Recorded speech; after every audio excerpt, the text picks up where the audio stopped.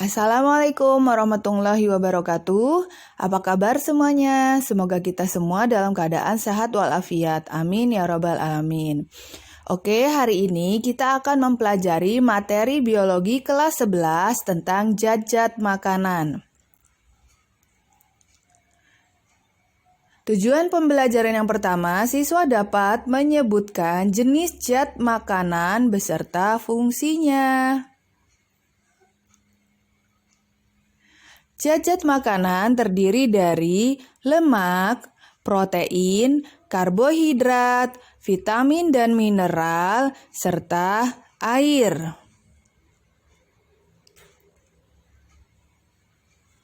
Selanjutnya kita bahas yang pertama adalah lemak. Lemak merupakan senyawa majemuk yang terdiri dari 3 unsur, yaitu karbon, hidrogen, dan oksigen. Lemak menyediakan kalori terbanyak bagi tubuh karena setiap 1 gram lemak menghasilkan energi sebanyak 9,3 kalori. Fungsi lemak ada 4. Yang pertama, penghasil energi sebagai cadangan makanan, pelindung organ tubuh, dan pelarut vitamin A, D, E, dan K. Berdasarkan tingkat kejenuhannya, lemak dibagi menjadi 2, yaitu lemak jenuh dan lemak tak jenuh. Lemak jenuh terdapat pada mentega dan gaji atau jeroan. Jika kita terlalu banyak mengkonsumsi sumber lemak jenuh, dapat mengakibatkan kolesterol yang memberi masalah pada jantung dan pembuluh darah. Maka, kalian harus membatasi diri dalam mengkonsumsi lemak jenuh. Sedangkan lemak tak jenuh banyak terdapat pada lemak nabati seperti minyak jagung, minyak kedelai, minyak kelapa, dan minyak sayur.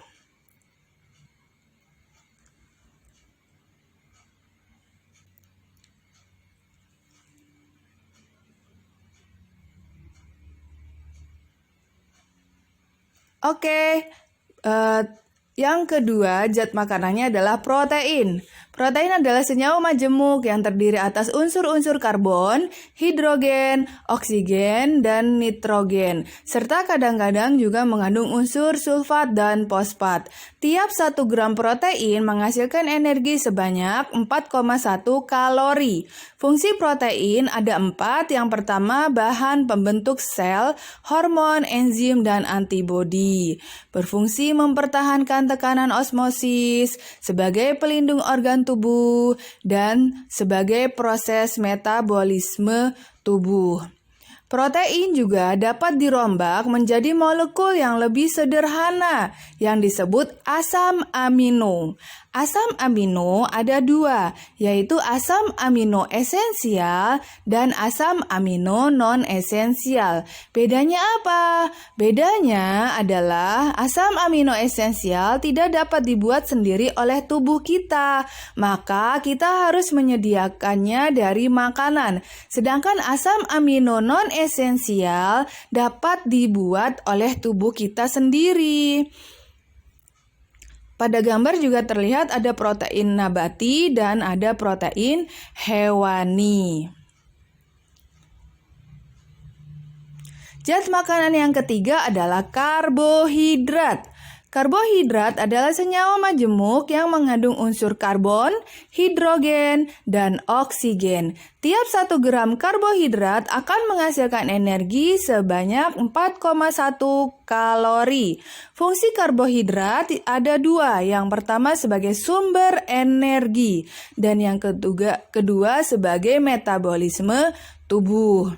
Karbohidrat dikelompokkan atau diklasifikasikan menjadi 3. Yang pertama ada monosakarida yang merupakan gula sederhana atau gula tunggal. Maksudnya adalah gula ini tidak dapat dipecah menjadi gula yang lebih sederhana lagi.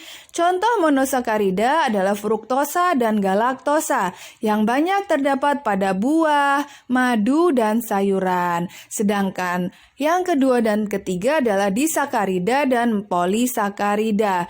Yang keduanya merupakan gula majemuk. Artinya, gula ini masih dapat dipecah menjadi gula sederhana atau disebut juga gula tunggal atau monosakarida. Nah, di sakarida itu contohnya adalah sukrosa yang banyak terdapat pada buah, batang, biji, akar, dan umbi tumbuhan tingkat tinggi. Sedangkan polisakarida adalah amilum yang banyak terdapat pada ketela pohon, biji-bijian, dan umbi kentang. Zat makanan yang keempat adalah vitamin dan mineral. Vitamin dan mineral sangat dibutuhkan oleh tubuh walaupun dalam jumlah kecil karena memiliki fungsi khusus dan tidak dapat digantikan. Vitamin bukanlah sumber energi, tetapi vitamin melakukan fungsi regulator atau sebagai pengatur. Vitamin juga penting dalam pertumbuhan, pemeliharaan, kesehatan, dan reproduksi. Vitamin dibagi menjadi dua, yaitu vitamin yang larut dalam lemak dan vitamin yang larut dalam air. Vitamin yang larut dalam lemak ada 4, yaitu vitamin A yang terdapat pada wortel, bayam, hati, susu, margarin, dan keju. Vitamin D terdapat pada minyak hati ikan dan susu. Vitamin E terdapat pada minyak nabati, biji-bijian, sayuran hijau, dan kecambah. Vitamin K terdapat pada sayuran hijau, kedelai, dan hati sapi. Sedangkan vitamin yang larut dalam air ada 5. Ada vitamin B1, B2 yang banyak terdapat pada sumber karbohidrat seperti gandum, sereal, beras, juga terdapat pada buah dan protein hewani dari unggas. Sedangkan B12 dan B6 banyak terdapat pada hati dan daging, telur, dan susu. Sedangkan vitamin C terdapat pada brokoli, toge, jeruk, dan sayuran. Mineral penting untuk pembentukan hormon, tulang, gigi, dan darah. Contoh mineral adalah zat besi yang sangat berperan dalam pembentukan molekul hemoglobin pada sel darah merah. Selain itu juga ada yodium yang terdapat pada garam, yang bisa mempengaruhi kerja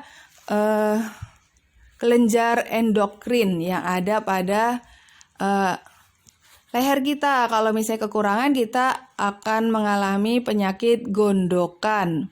Vitamin bisa kalian lihat sumbernya banyak sekali dari buah-buahan, dari sayur-sayuran.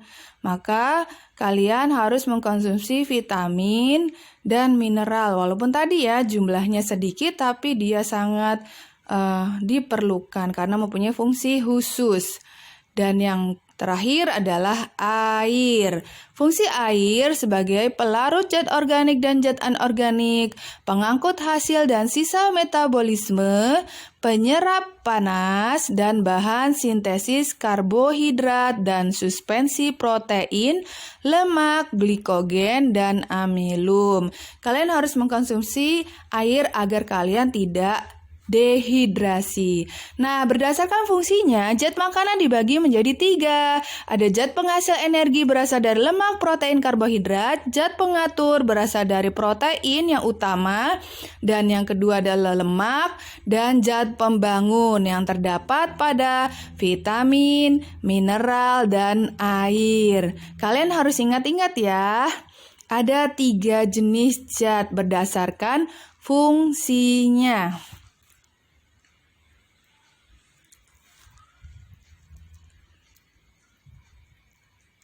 Nah, tugasnya adalah kalian buat piramida makanan dari zat makanan yang ada di rumah kalian. Kemudian foto kirim ke Google Form Bank Tugas kelas 11 MIPA. Makanan yang ditampilkan disusun berdasarkan jumlah energi yang dihasilkan dari yang terbesar ke yang terkecil. Semangat, kalian pasti bisa. Daftar pustaka yang Ibu gunakan bisa kalian lihat, dan terima kasih. Sampai ketemu lagi di pembahasan sistem pencernaan, bagaimana zat-zat makanan tersebut diolah oleh tubuh kita untuk menghasilkan energi.